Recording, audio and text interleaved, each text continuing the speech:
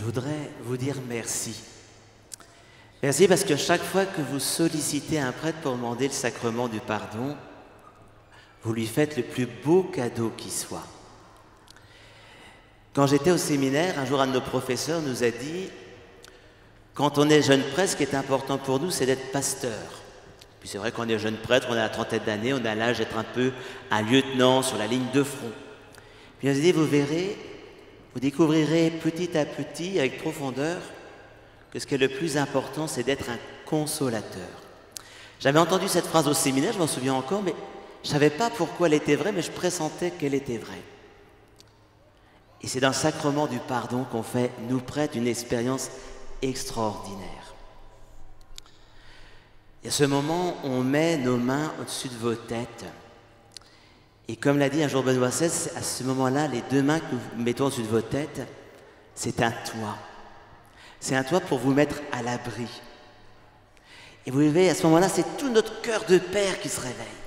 Mettre à l'abri son enfant du mal, c'est le désir le plus cher d'un père. Et à ce moment-là, quand on met nos mains au-dessus de vos têtes, on vous sort du péché et aussi de toutes les angoisses qui vont avec le péché. C'est un beau cadeau que vous faites et vraiment je voudrais vous dire merci.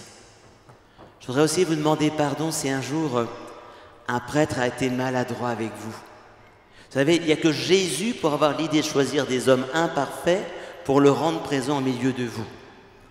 La folie de Dieu. Et quand je me regarde tous les matins dans le miroir, ça, je suis convaincu que Dieu est fou. Mais n'empêche que c'est sa folie. Alors pardon si on vous a fait du mal. Et puis ici, dans la cité du cœur de Jésus, vous retrouvez la joie du pardon. Quand j'étais jeune prêtre et qu'on se confessait à moi, j'étais plutôt à donner des conseils. Puis un jour, Jésus m'a dit, ça c'est mon boulot, c'est pas le tien. Il m'a dit, t'écouteras bien Frédéric, écoute bien ce qu'ils te disent. Et puis j'ai appris à écouter.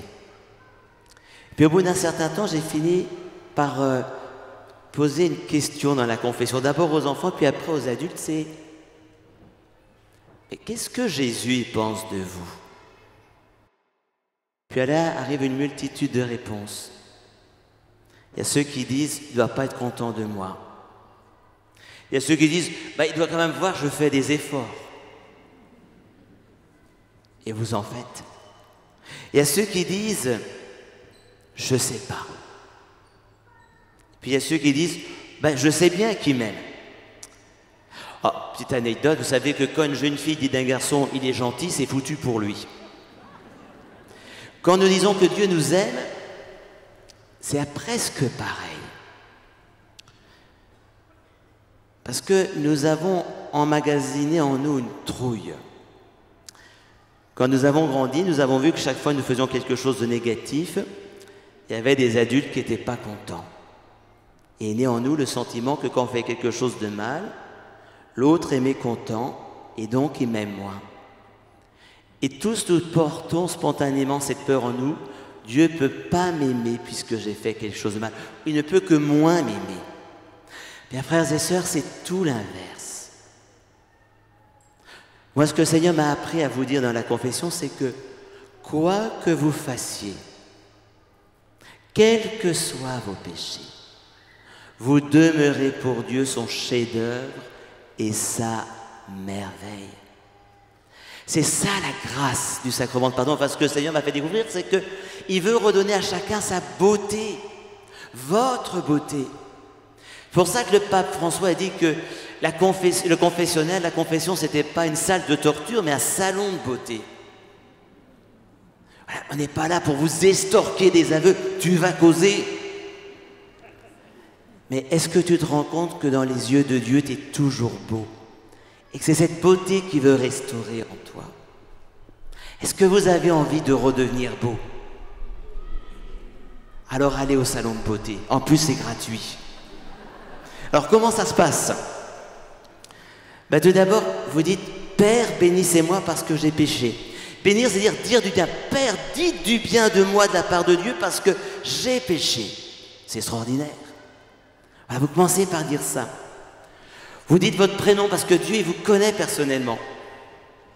S'il y a besoin, en 2 secondes, 2 éléments de votre situation qui peut peut-être aider le prêtre à vous comprendre. Puis vous dites vos péchés, c'est-à-dire ce que vous regrettez. Vous ne cherchez pas d'excuses et vous ne confessez pas l'autre. Parce qu'il y a toujours des gens qui disent « Mon père, il faut que je vous explique. » Non, j'ai du regret.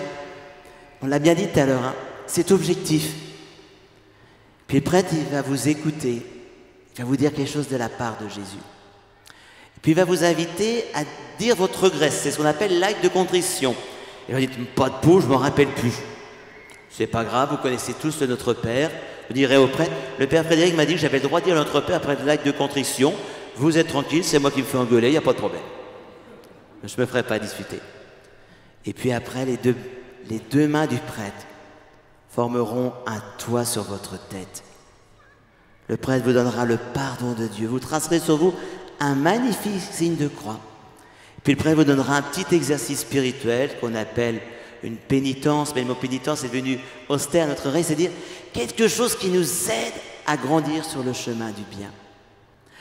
Frères et sœurs, Jésus a beaucoup d'affection pour vous. Il n'a pas honte de vous. Vous êtes ses chefs-d'œuvre et ses merveilles. Amen.